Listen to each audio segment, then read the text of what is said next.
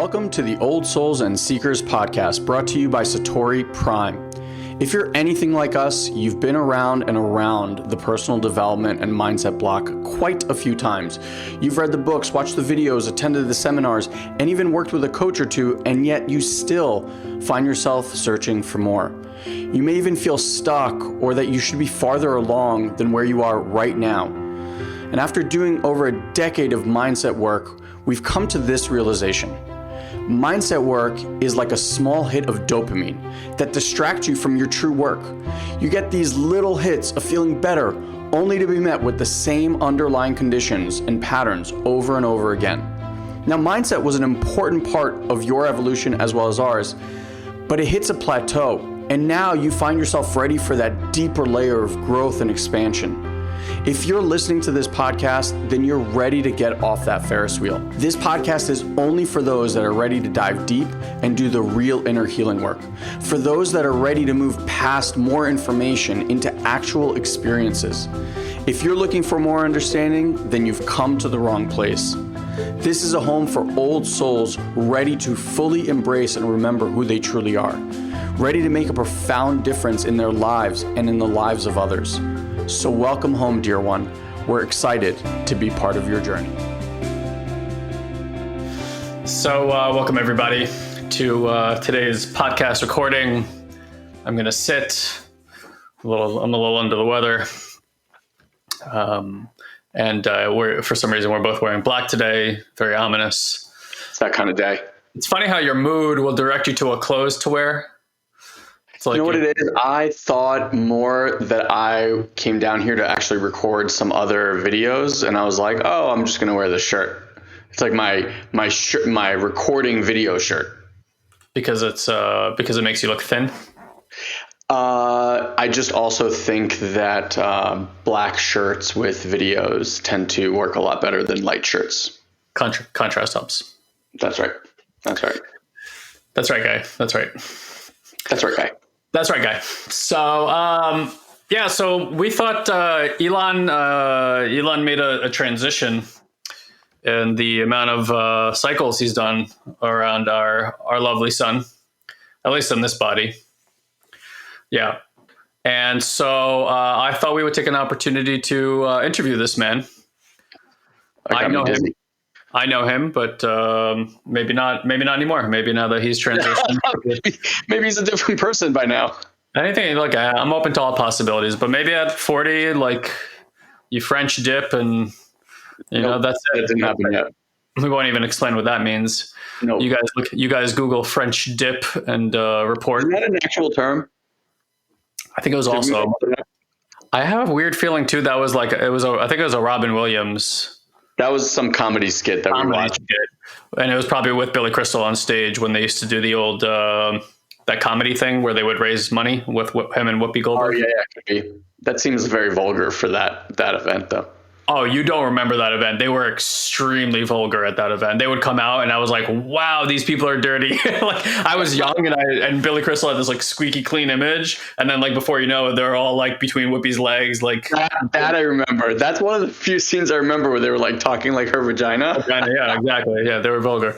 Anyway, so this super valuable podcast that we're recording here.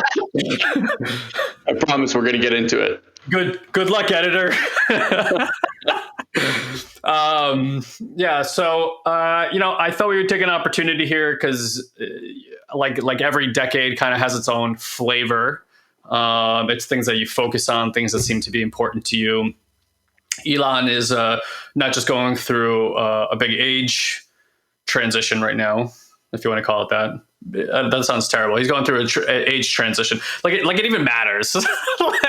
like hitting 40 even matters. I don't know why we accumulate this value to a particular decade. Like it's all not just one thing. Like if we didn't have ages, this is interesting. Like if we didn't have age, right? Like you'd still have defining characteristics of a human being. Like how would we interpret age without a number?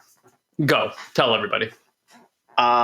Well, I think the first like big marker would definitely be kind of like puberty, right? So there'd be like this train. Well, it would probably be like pre-walking, then walking, right, and then probably into like puberty, where your body would like physically change. Um, yeah, and then after that, I mean, like, I don't even know how we would. I mean, I could say in today's world, but I'm trying to think like kind of like when we were just, cavemen and women, what would we look for? I So guess like it would seem to me we'd probably treat it like seasons. It's like, oh, the leaves are starting to fall. Oh, it's starting to get cold in the air. We would have these like, oh, they're growing hair under their armpits. Like that's it. That's what I'm saying. Yeah. Season, right? And then it's like, oh, the beard season. This for men, obviously here. Going to say some weird stuff over there about women. Leave that off the table. But yeah, so yeah, it would be like seasonal, right? Anyway, so Ilan's entering his what we call now the 40s season, and like I remember for me, but before I ask you questions here, like when I was in my 20s, I would look back towards my teens, and when I was like 25 years old, I used to reminisce about how I thought about 25-year-olds when I was like 17 years old, and I'm like, God, those people are so old, like. Ew, ugh. But I thought they knew something. Then I became 25. I'm like, I don't know anything. Like, why did I ever think these people were old? I'm like, this is ridiculous. I'm like, I feel younger now than I did at 17. Because I think at 17 you think you know something. At 25 you realize you know nothing. So you're like, I'm lost in this space, and then you think you're supposed to like know who you are by the time you're in your 20s. But as I like rounded towards 30, I thought to myself, I'm like, man, I just spent that whole decade really figuring out who I was. And in my 30s, I started feeling like I knew who I was. That's grown. So I'm wondering, like, what is that reflection now being 40 years old? That maybe you had like preconceptions about it when you were 20 or 30 years old, that now you're there and it seems a little different maybe. Yeah, it seems a lot different. I'll say like on a physical front, one of the biggest things I remember, and this was actually, do you remember Luke? I don't remember the last guy's name, but the guy the postcards guy. Do you remember we learned from him? Yeah. I do, yeah. So he had posted a picture when we were we must have been like, I must have been like 30, 31, whatever. And I remember he posted a picture side by side of himself at 30 and he had just turned 40, or it was like 32 and 42, whatever it was like 10 years apart. And he was in better shape at whether it was 40 or 42. I remember he had like a topless shirt on and he had abs and the whole thing. And I vividly remember, I actually messaged him thanking him for that picture, because I vividly remember thinking that once I hit 40, like all this body stuff and like being super fit and having abs and like all that stuff, I just figured by like the time I'm 40, up until I saw that picture, that it just goes bye-bye. Yeah. Because everyone that I've ever looked at, like everyone in my circle that ever turned 40 were like dads, they were like, they had some gray hairs on them. They were already kind of like their body was letting go. Like they might have been in shape, but they didn't have six-pack abs, Yeah. And this guy posted this picture and I remember sitting there going like, wait, shit, that's possible? Like I just actually remember that feeling of like my brain restructuring. And, I actually took a picture of myself on my 40th birthday working out and like best shape. I mean, literally other than my knee, which right now is kind of still going through a healing process, like I'm in the best physical shape of my entire life. I'm more flexible than I've ever been. I'm stronger, not in like I can like do a 400-pound squat stronger, but like stronger in all the ways that I want my body to be stronger to do the things that I wanted to do for an extended period of time. And now there's this he's not new, but there's an actor, Frank Grillo, I believe his name is. And he's, I saw him first in Billions, but he's been in a bunch of stuff. He's been in like some superhero movies and whatever. And the dude is 56 and ripped. I mean, he has pictures of himself at 56 and he looks better than he did at 42. Yeah. So again, just like I saw that and I was like, oh, so it doesn't need to end at 50 or 60 or even 70. Like in my head, the idea of letting any of this go, quote unquote, is gone. Like I will have this body forever. That's what I'm committed to. So I wondered if like that that process of degeneration, let's call it, or like the way that people allow their bodies to go or their mentality to go, what do you attribute that to? A lack of discipline? Do you think it's, I mean, look, there's obviously physical aspects, right? Like Totally. the body's gone through its dings and whatnot. But like, again, most adults are not actively stretching. And because when they were kids, then they were kind of like naturally flexible. They didn't build that habit. You become an adult if you don't build that habit. It's like anything else, right? If you build a bad food habit, you're going to be fat. If you keep drinking, like your liver's only got like so much it can do. Is that what you would attribute it to? I can attribute it to a few things. First and foremost, I think there's a mindset, right? So like even what I said. So Wayne Dyer always used to say that there was this study done that they found the greatest factor in how people were in their 70s was how they thought they were going to be at 70 when they were 20, 30, 40, 50, and 60. So like your outlook on how you're going to be. So in fact, like I think, because just like I thought, I don't think that it was like a unique thought to me, that at 40, like you're a dad, you're settled down, you got nothing to prove to no one. And it's just like, whatever, like I don't need the six-pack abs. Sure. And I think that kind of equates to it. I think a lot of people, I play tennis regularly. You and I work out regularly. I think like people get older and motivation gets harder, doing things gets harder, like your body doesn't do the same things. I think for a lot of people, it's they go to the gym, they try to do those things that they did in their 20s and it doesn't quite work because no fucking shit, like your body's not supposed to do those things. But it's like disheartening and it's discouraging, and then they just kind of like stop this and stop that and stop. And the next thing it's like that slippery slope. You don't make it to the gym for a year. It's very difficult to make it back to the gym. So I think there's a mental aspect of it. I think there's just a cultural aspect to it as well, which is like, you look around. Yeah. You look around, like everyone else is that. So it's like, you're not like, oh, I look real bad. It's just, oh, I'm at this stage. So I think that has to do with it. I think the body, as we've been discovering, changes immensely in what it wants, in what it needs, in what it responds to, and what it doesn't respond to. I don't think people have enough awareness around their own bodies to make the changes. I mean, back to you, like the workouts you do today, are they vastly different than the workouts you did 10 years ago? Yeah. But, I think, again, like I would attribute my evolution in every area of life to my evolution of my mindset and my emotional set. Like if I was static in how I felt, like I'll be perfectly honest, like I'm in shape because I have vanity. Like I do. Like there's an element of vanity. Some of it is probably healthy. Some of it is probably not. There's even some body shaming that goes on from time to time. Like have a weekend where I'm eating too many sausages. By the end of the weekend, I'm like, what is this fat lump around here? Right. Like, I'm feeling too full, but like, even the amount of food that I could eat between when I was younger and now is totally different. If I would have continued with a mindset that it's okay to consume calories in the way that I was, and it wasn't even healthy when I was a young person. I weigh a lot less today than I did. I weigh now about the same that I weighed probably towards the end of high school. Right.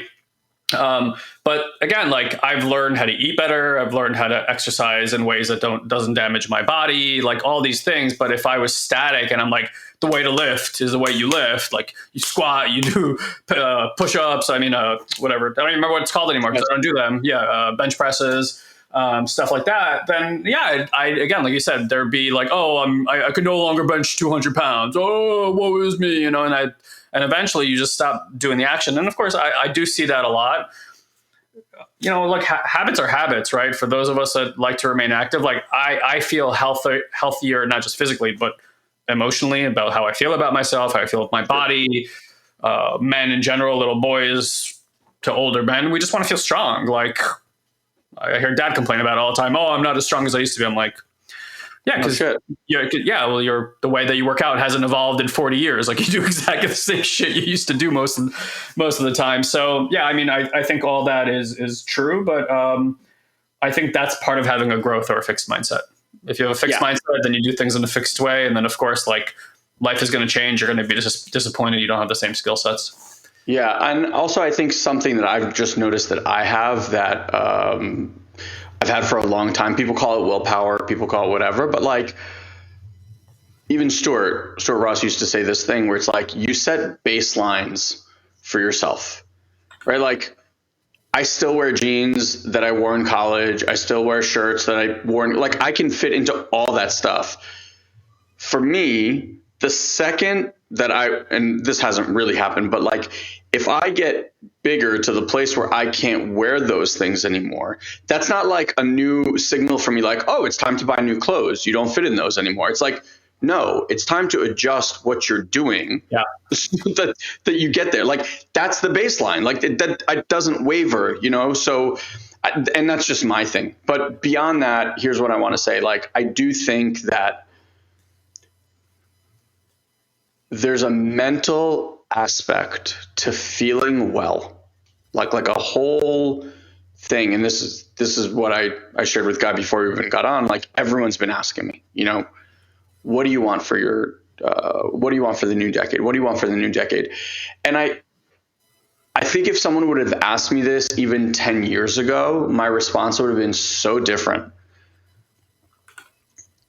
But today it's so simple. And it like, when I say it to people, they I think they want more, but I'm going to say it and then I'm going to explain like why this is what I want and it's so important to me. Okay. I just want to keep embodying and stabilizing well-being, safety, and support in my system. So define that for people, because it's probably well defined for them. Yeah. And so the work that Guy and I have been doing over the last 4 or 5 years that we've been inviting our clients to partake in, et cetera, has really revolutionized the way I view setting goals, what I want, et cetera. And what my experience over the last, let's say 3, 4, 5 years has been, the more safety is in my internal system, right? Like we have a fight or flight system, so a sympathetic, parasympathetic system. The more my system's in a relaxed state, the less triggered I am, the less stress is on my body, the more alive I feel, the more energy courses through me, the better I can show up as a father, as a husband, as a brother, as a son, as a coach and mentor to others, right? Like all of those things are wrapped in when you feel good, you can be good out there. So once I started to play with this and realize this, and it's like the more I settled into everything that's happening outside that makes me uncomfortable or creates some sort of discomfort inside, I no longer give a shit about changing it out there. I just don't. It's simply this signal. It's like an alarm clock goes off, and the alarm clock signals for Ilan to go inside and find more, deeper levels of safety, deeper levels of well-being, deeper levels of support. And what I found is as I do that, the external situations work themselves out. You know, so Guy was talking about like a transition. The transition that I think he was talking to was the fact that I am moving at the end of July to Florida. So we're basically closing a chapter. My wife and I have been here at this house now. It will be for 13 and a half years. And we're literally closing that book and putting it on a shelf and traveling south and starting something new. And for a lot of people, while they look at that and they're like, oh my God, that's amazing. Like, I would love to do that. And then my next question is always like, what's stopping you? And then come the litany of excuses, right? Like all the things. And so a friend of ours took us to the side on my birthday and he goes, I got to tell you, like, I know everyone around you is sad and I totally understand that. He goes, but I just want to tell you, like, in order to do something like you're doing, takes so much stability to be able to even take that step. So a lot of people talk about it and want to do it, etc., but they're so fucking scared to take that step. So he goes, the fact that you guys are able to do what you're doing right now speaks so much to who you are as people, who you are as a couple, who you are as a family, etc. And I sat there and I was like, damn, like I couldn't believe that someone from the outside could even perceive that. And that all comes from what I was talking about. Like, I didn't plan that move. It wasn't on my vision board. It wasn't even on my fucking radar. My cousin was here. She goes, what happened? She goes, every time I asked you about moving to Florida, you were like, fuck no. I hate Florida. And I did. But being there in that, we lived there for like 2 months, right, during the winter, and like it changed everything, you know. And I'm not fixated on like, this is how life is and this is my opinion and this is the only way and I have to be right about it. Like, I was there and I was fucking happy. I looked at my wife, she was happy, my kids are happy. I was like, let's go look. That was it. You know, it was that simple. Because again, going back to what I said earlier, like when there's safety internally and you don't look for safety by what's happening outside of you, right? Like if I said to you right now, hey, I'm going to uproot your life. Your house is gone. Your potential for income is going to change. Like everything is going to be uprooted. That is going to send your system into an absolute tizzy. And it did for me too. However, I know how to like give that sense of safety, give that sense of well-being internally so my system can relax. And every time it does that, it's almost like the rubber band expands, right? Like what it's capable of holding safety and stability and well-being through just gets expanded. And because of that, what I'm noticing is my life just keeps expanding, and it expands so effortlessly and easily. When I tell you like the magic that has taken place in order to get us to Florida, it's insane. It's just absolutely insane. Yeah.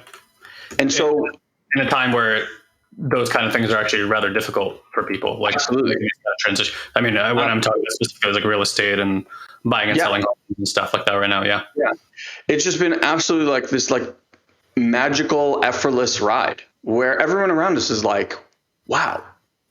My friend from out here goes, his wife wanted to do something and he's like, just do what Ilan does. Ask the universe. And I was kind of chuckling, but I was like, it's amazing that other people look and see how effortless it is for me, because it really is. And so this is what I want to say, like in my 30s, well, I spent my 20s into kind of like my mid 30s in the world of wanting to understand everything. I wanted to understand how the world operates. I wanted to understand how I operate. I wanted to understand how other people operate. Like it was all in this mental, I wanted information to figure out how everything works. Yeah.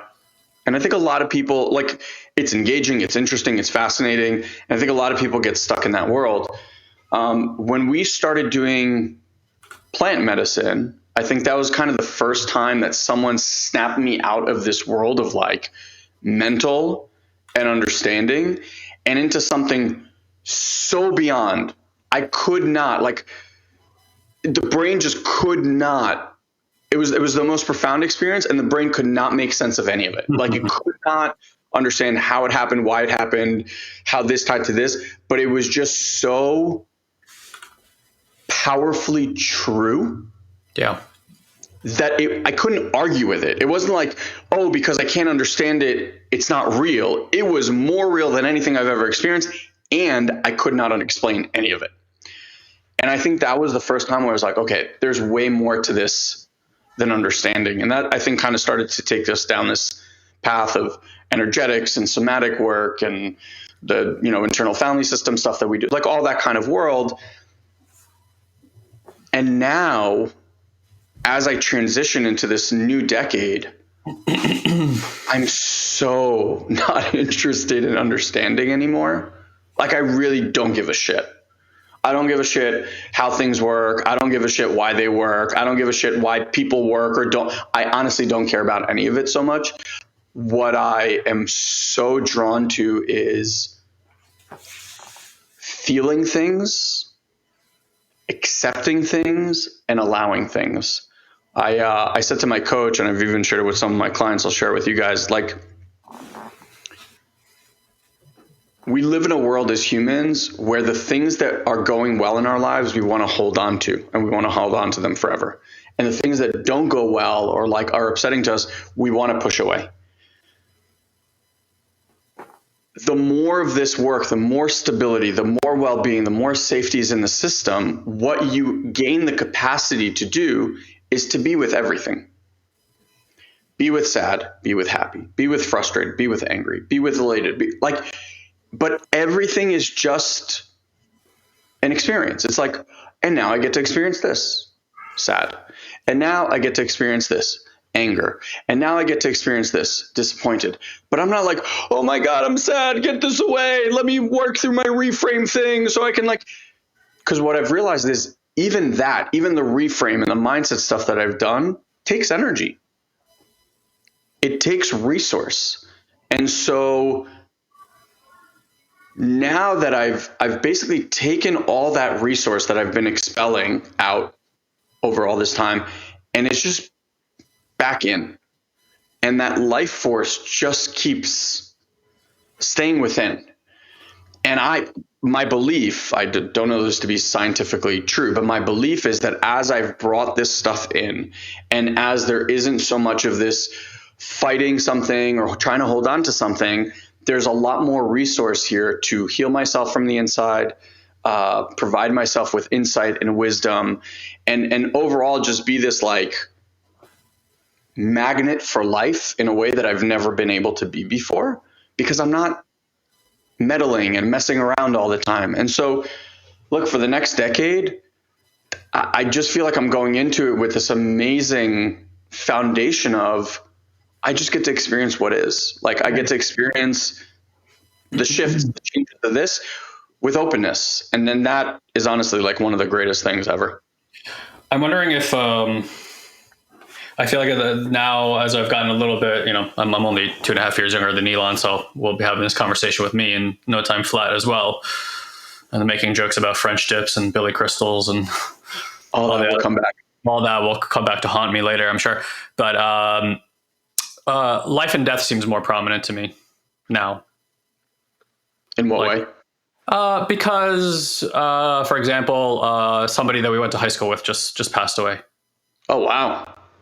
Very recently. So the friend of mine, Lindsay, from high school, a guy she dated for quite some time and went to prom with and stuff like that, just passed away. I didn't know him well, but like, this is the reality, right? Like, we're getting to that age where it's like there's going to be a lot more of that to deal with. It's not, and again, we're at that age where it's still shocking if somebody dies at this age. It's not natural. I mean, if it's a health thing, it's still a natural cause, but like it could be sudden and stuff like that. Even when we were down in the jungle, like, I don't know why. Maybe for me, that's just where I am right now. And there are certain contemplations and things happening in my system. I've had a surge of like anger coming through my system and frustration and ways that I haven't experienced in quite some time, at least not like this, like these kind of moments. But I agree with you. Like, it's weird to say, to be in our position, like what we do for a living, what we do for self-expression rather than what we do for a living, and suddenly say, I don't really care how it all works. Where it's like for 15 years, 20 years, I've really cared about how it works. And while I still enjoy reading pieces on psychology and mindset and, what is it that they're learning about neuroscience and stuff like that, that's all well and good. But I also understand today that the people who are looking have most likely not gotten a taste of what we've gotten a taste of. And so they're still viewing everything from a level of mind that is seeking to explain this, probably because that level of mind is trying to find safety. That's right. So it is framing and viewing that particular data in a certain way to shape it in a certain way to help people who still use that level of mind, right? I'm specifically talking about conditioned mind and linear thinking and stuff like that, where like what Ilan and I are are playing with and stepping into more and more is like the multidimensional aspect of the human being. And that can be directly experienced every single day from your awareness, but you can't read about it in the book. And it often doesn't make a lot of logical sense. It's just these intense, sometimes very pleasant, blissful experiences. And they just like keeps on coming. And it's funny that, you're not funny, but you mentioned ayahuasca, and it's like, I kind of realize my life is more and more becoming like an ayahuasca journey. Because I remember when I first would do ayahuasca and like the data stream would just, it's like, like all this, like so much data is coming at the system. And then you're like, slow down. And then you get like this experience, like stops, and you get this experience of data. But when I sit and meditate, it's becoming more and more like that. As I quiet myself, my life is becoming this extraordinary data stream. And like you said, sometimes I spend very long periods of time feeling great. And sometimes I'm like, oh, this is interesting. I'm experiencing a ton of anger or a lot of disappointment right now. And I had this vision the other day where I was like in this place because there was like shaming and blaming happening in my system for what was going on. And I kind of had like, it was almost like being on American Idol.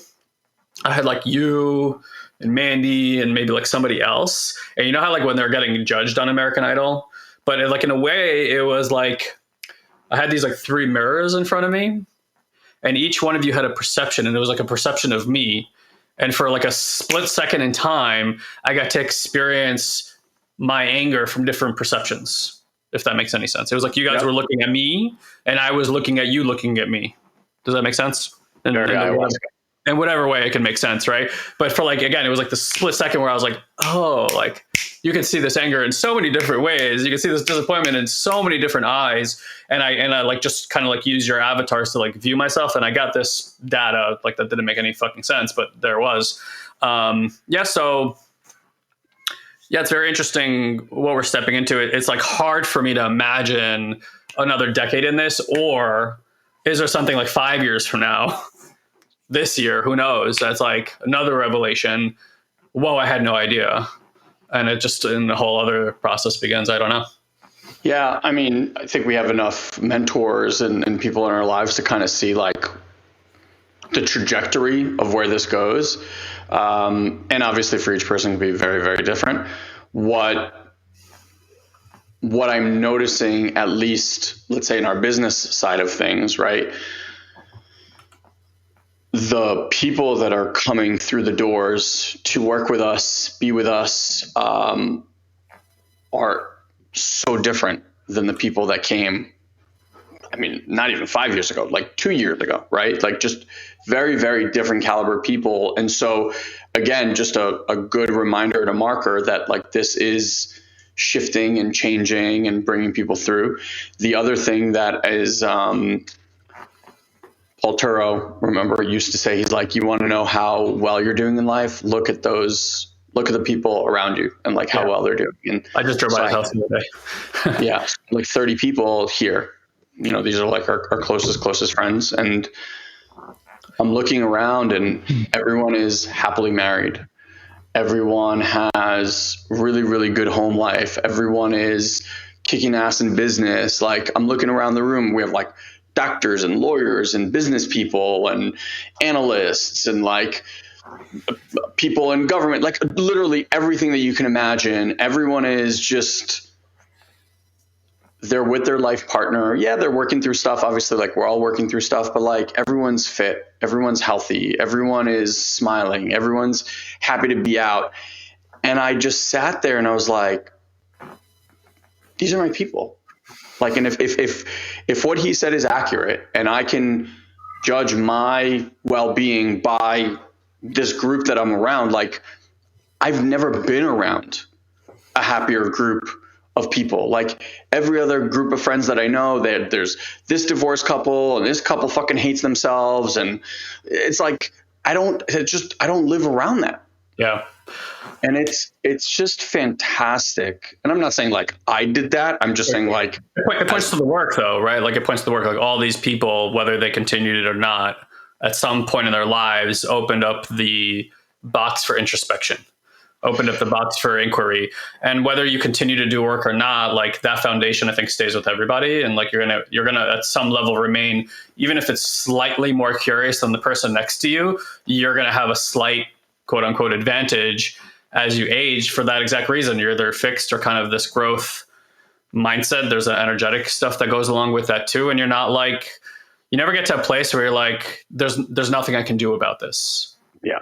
You know, like honestly, like and just speaking for me, like I got really upset like a few days ago, and it's been kind of lingering in my system.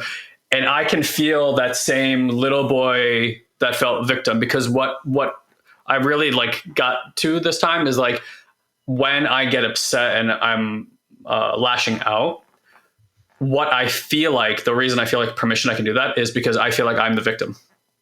Mm. Like that is my genuine experience of the moment. It's like, I'm being bullied, and this is how you deal with a bully. Wow. You stand your ground, and I'm about to start crying, but like, you give them hell. You don't let them run over you. And so like, I never put that together before, which is weird. Right. Yeah. Like, cause it's always like, oh, I'm the aggressor here, but I don't feel like the aggressor. I feel like I'm like, it's a proper defensive response to the moment. And that was like, whew, okay, wow, that really flips that shit on its head. And instead of feeling bad about what I'm doing, I started feeling sympathy for the little boy inside that feels that scared in that moment of the bully, even if the bully's not real. I don't really know why I went down that road, but again, I'm just like, the point here is that like, I had a moment right before that insight where I actually genuinely felt, I'm like, there's nothing I can do about this. Like, I can observe it, but like, I don't know, like you don't go to like, I think it's ridiculous that we have like management, like anger management or anything like that. It's like, why do I want to manage the anger? That just seems so counterproductive to me, you know?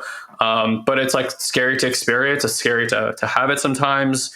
But again, it's like, that's the point, is like, I went from that, I think, of like, it feels helpless, to, hey, no, I can just sit here and watch it.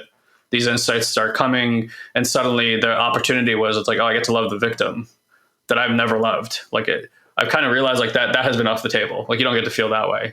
Yeah. You know, like that's like because I think for me, when I was depressed and suicidal, that was so what I lived in, that anything that sniffs of that, I'm like, I'm not going to go back there again. I don't want to deal with the psychology. So I'm just not going to even placate it. But I think that's the interesting part, is like, yeah, it's like, it's so funny. Now I would just be like, hey, learn how to stay curious. Yeah. Can you teach your body? Can you teach your mind? Can you teach your emotions how to remain curious even when you're feeling like absolute dog shit? Yeah. So you were talking about friends, right? And obviously, like, probably the most difficult part is leaving community. So I just kind of like walk me through what's going on with that for you. Like, most people, yeah. Granted, just give context here, right? Like, we've always been very fortunate. Like, for anybody who's spent time in the Northeast and New York area, like everywhere else, there's a certain kind of culture and society and whatnot. And we were all doing a lot of personal development work together from a reasonably young age. And so we became somewhat aware. I don't want to say we were like super cognizant, but somewhat aware. And so there was over the years, as that became more prevalent in our peer group, there was a palpable difference between our peer group and a lot of what people saw. And honestly, simple things like, we just didn't gossip. Like, we didn't gossip at each other. We actually had like a no gossip rule. Like, that was just, you know, if you had something to deal with somebody, you just had a conversation with them, but like no gossip. And so when other people would be around our peer group, they would always be like, what's happening around here? Right. Yeah. And that's kind of how we like picked up certain people along the way, like an amoeba that had this kind of different energy that would just like scoop people up and like bring them into this world. And I remember that very distinctly, even when I was in my early 20s. And so I'm saying that because these people that Ilan is leaving, who I left 8 years ago when I moved to California, and also went through this kind of transition, our family. You know, before I was watching this will work together, but I was watching the Friends reunion on HBO yesterday, which I didn't think I was going to get sucked into, but totally got sucked into. And they were talking about that the premise of the show was that part of your life where your friends are your family. And so, Family. yeah, or your family. And so the show had to end when they had kids, which is how the show ends, when they're like starting to have babies, because the moment you start having babies, your family becomes your family, and your friends, you know, you kind of like leave that part of your life. But in a certain way, Ilan has kind of kept this peer group going and this family group going. So it's a really tight knit group, and it's a really difficult situation, as it is for anybody to leave, you know, peers. But yeah, I'm just curious, like, you know, how is that now? I'm sure it's hard to imagine. Yeah. So I guess it depends who you ask. You know, we had like 30 people here, and it was pouring rain all Memorial Day. So for the first time ever, we actually had the party inside, and so we built like a horseshoe dining room table in the main fireplace room. So like we cleared out all the furniture and we just put like 5 huge tables. So we all got to sit together and have dinner together. And so people were getting up and saying toasts, some to me, some to Fanny and I, some to the house. It was just this really beautiful. And like, I think we cried basically every like 5 minutes when someone got up to say something else. It was really, really moving. This is what I said to them. I said, I think that, and Marcy kind of highlighted this for me like a while back with our grandparents, but she's like, there are constructs that we all have about what a relationship is, what a relationship looks like, especially when it comes to like time, distance, quality time, quantity of time. Like it's just this rules that we make up, like this is what a friendship needs to look like, and you know, you need to talk this many times on the phone and see them people this many times. And I feel like this move is in a way for everyone, like all of our friends, going to be this dismantling of a lot of those predetermined constructs of like what a friendship gets to look like, feel like, et cetera, et cetera. You know, these aren't new friends. Like Eugene and I, he was here. We've been friends for 25 years. Leon and I have been friends for 20 years. Like, you know, there's people here that we have enough history and experience and whatever that like these relationships aren't going anywhere, you know? And so what I offered is that we all get to explore newly what relationships can be like and what is a relationship. And that's all something that I think we get to be curious about and explore. What I'm super excited about is, you know, like, while I love the moments that we got to meet in New York City and go to a restaurant for a night out, or, you know, meet somewhere in a park for a few hours or whatever, like that's probably not going to happen anymore. Right. But in lieu of that, now when I go to see someone, chances are like I'm going to go to my best friend and we're going to sleep there for the week, or they're going to come to us to Florida and they're going to be with us for the week or 5 nights or whatever it is. And instead of this like, oh, you know, let's meet for dinner, it's like 4, 5, 6, 7 days of just quality time being together. Yeah. And so in a selfish way, it's like I would much rather spend a week with someone that I love than 4 hours with someone that I love every, you know, month or 2 months or whatever the hell it is. So yeah, like, you know, Leon said, like the thing he's going to miss is just like the fact that we get to meet on a Thursday morning and go play tennis, and like we won't be able to do that. And I get that. Like that is sad. For those 2 hours, like we get to play and shoot the shit and blah, blah, blah. And the amount of quality time gets up leveled because it is so, I mean, even like for you and I, you know, when you left, it was honestly like probably the most painful thing. I had to stop on the side of the road after dropping you off at the airport. I couldn't get myself together. I remember. And we've in a way like refigured out what our relationship is. And luckily we get to work together. So we're in each other's lives constantly, which is amazing. I think a lot of people don't have that.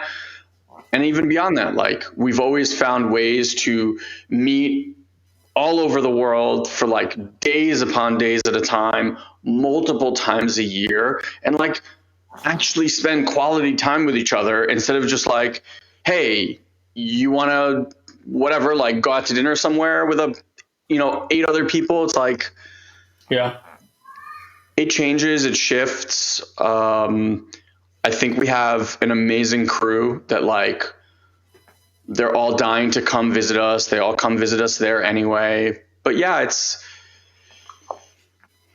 there's just sadness, I think, right now. Like I know the last weekend that we're here, we're going to stay at our friend's house when we sell the house, or like when we relinquish the keys to the house. And I told my friend flat out, I was like, expect a lot of tears. Sure. And I actually I don't know. I had like a vision of you guys leaving the house this morning when I was meditating, and then I felt that deep sadness. Like I know even Mom and I were talking a few days ago. They were in Fairlawn, and they were like near the old house, and I drove Mandy by there 2 years ago too. And I remember like I had this like deep longing to honestly go stand in the backyard and like look at Jake's old house. Yeah. And then like I thought about like knocking on the door and being like, hey, I know this is an odd thing. I'm like, can I go inside and go up to my room like that I used to have? And I started feeling that sadness again for that time of our lives. But that's just part of being human. And I feel it does feel like energetically that part of your life was just tying up. It's so funny, like you said, like nobody expected it, but I had said, right, I'm like, something here is going to move when things are like that, it's going to move. There's also something to be said about we, like the Ferdmans, you, me, mom, dad, we've always opted for new experiences. We've always been great with change. We look for it. I mean, like you look at our life history. I mean, mom and dad have moved 3 countries already in their lives. And like every X amount of years, they just have a big move to like a different house, a different city, a different country. Like that's just, it's almost like programmed in. I will just say like, also from the work that we've been doing, and it's interesting because Fanny felt it too. When people are like, why are you moving? This is the funny story. It's like, someone's like, oh my God, you're moving to Boca. Like, don't you love this? And don't you love that? And like, have you seen this? And I was like, I haven't even been to Boca. Like, I don't even know what's there. I don't know the rest. I haven't, other than like driving the main strip, I don't know shit about Boca. So I get to go and explore. Like, I really don't know about the town. Everyone's told me it's fantastic. I'm excited to explore, right? I fell in love with the community that we're moving into, and this idea of a house and living outside and all that kind of stuff. But like there's this piece about something pulling us to be there, and that's what I trusted. Like when I was in that place, and we've all had this moments where it's like the bells are going off and something's like, pay attention. It's a yes. And everything inside is like, yes to what? Like, what the fuck do you want from me? This doesn't make any sense.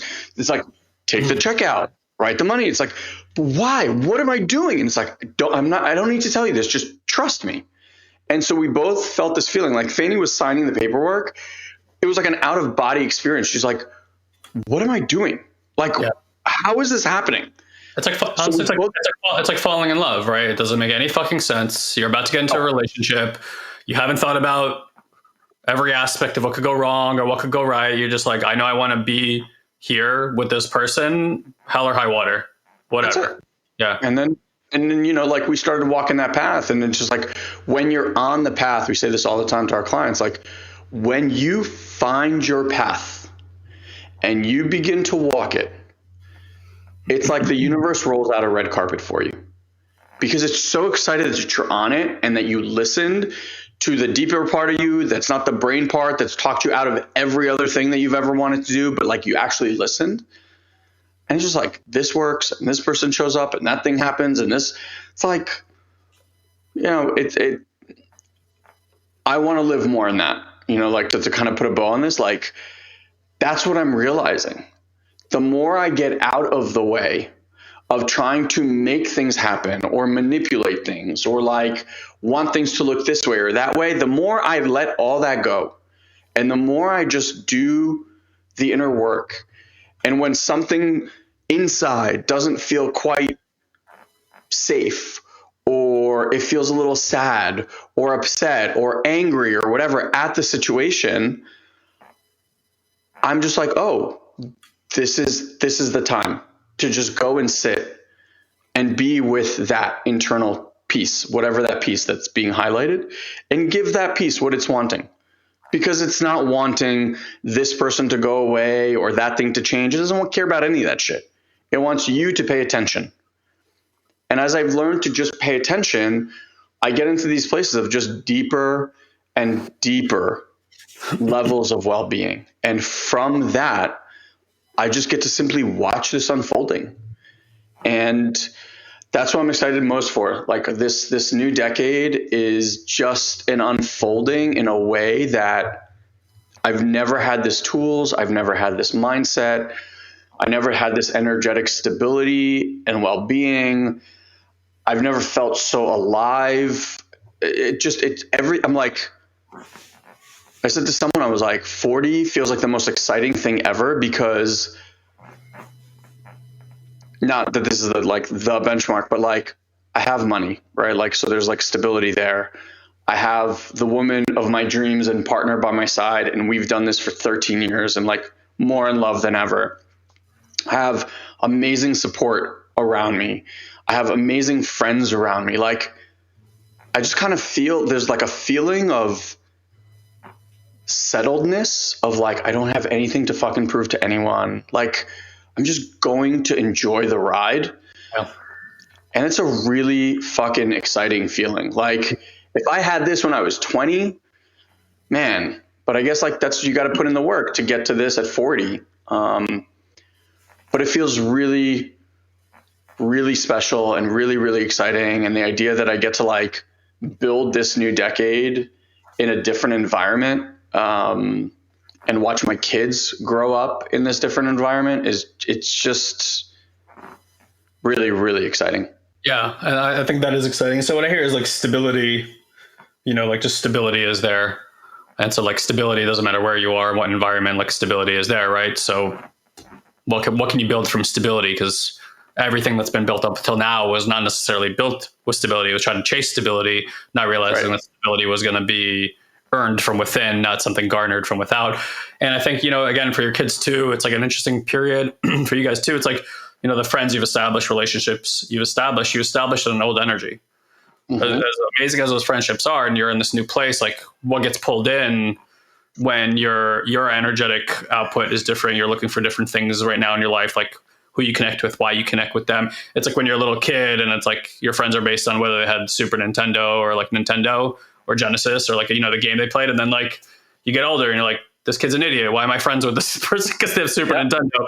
And then your high school, like your peer group changes, and college, your peer group changes, right? It's like you're always kind of establishing it at a different place. But again, in a fixed mindset, it's like you keep people around you that sometimes are rather poisonous to you or, not in alignment with you anymore. And so it is interesting.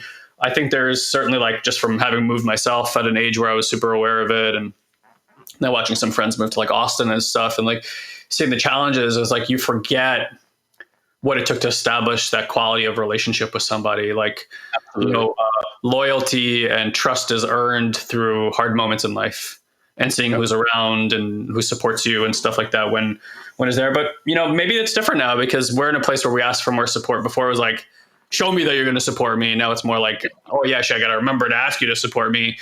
And so, like I think East Coast, West Coast, like loyalty is a very East Coast trait. Believe it or not. I mean, I'm not saying there's no loyalty in California, but it's like that, like ride or die shit is seems like a very East Coast thing, where over here people are like, I'll just go with the flow, like whatever.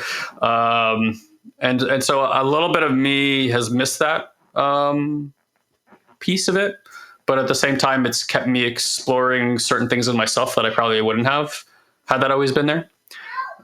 So everything's got give and take, like you said. And I think for you, if I could tell you anything, like knowing how you've been about reaching out to people and stuff like that, now that's not a given anymore. Yeah.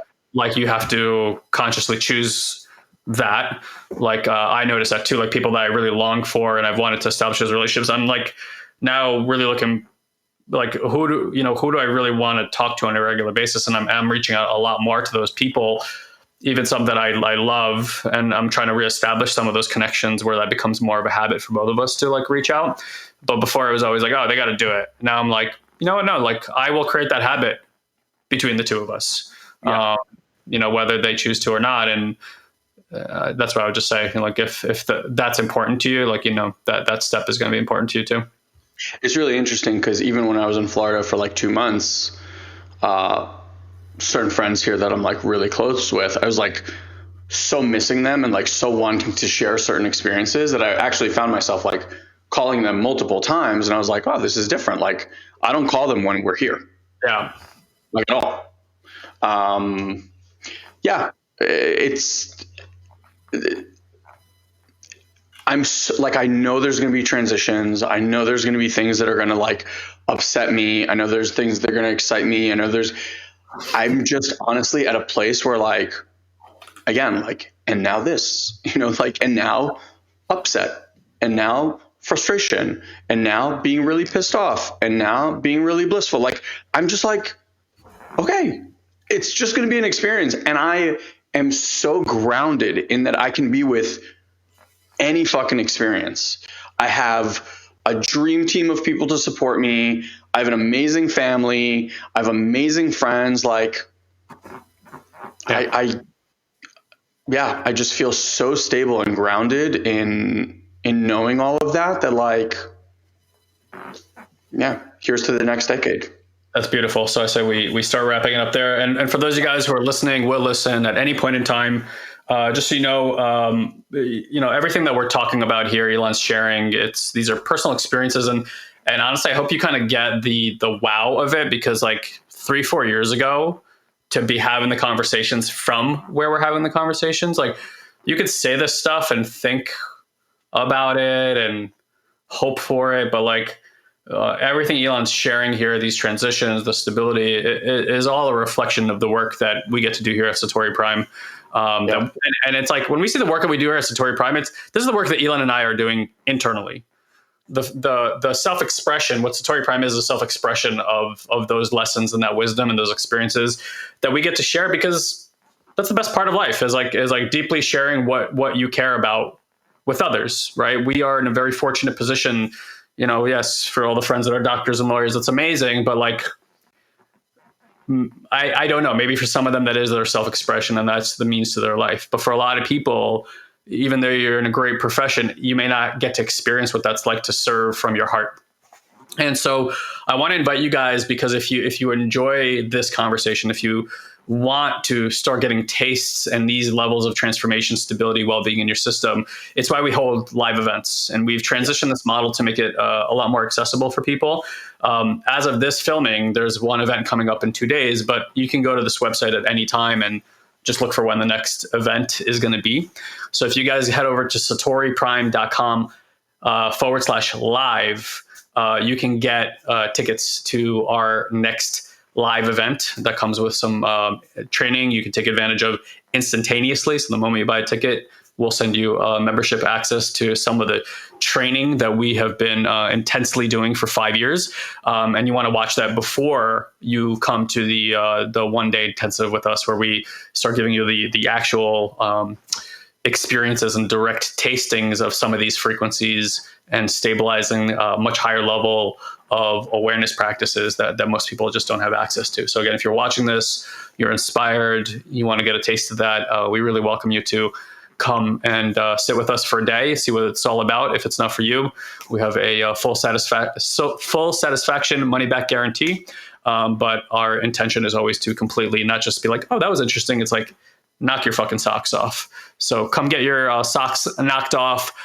Come see what this level of stability and well-being can taste like for you. Thank you guys for listening here as always and your attention. We love you very much. And we'll see you at the next episode. Take care, everybody. Thanks for sharing. Love you. Appreciate you.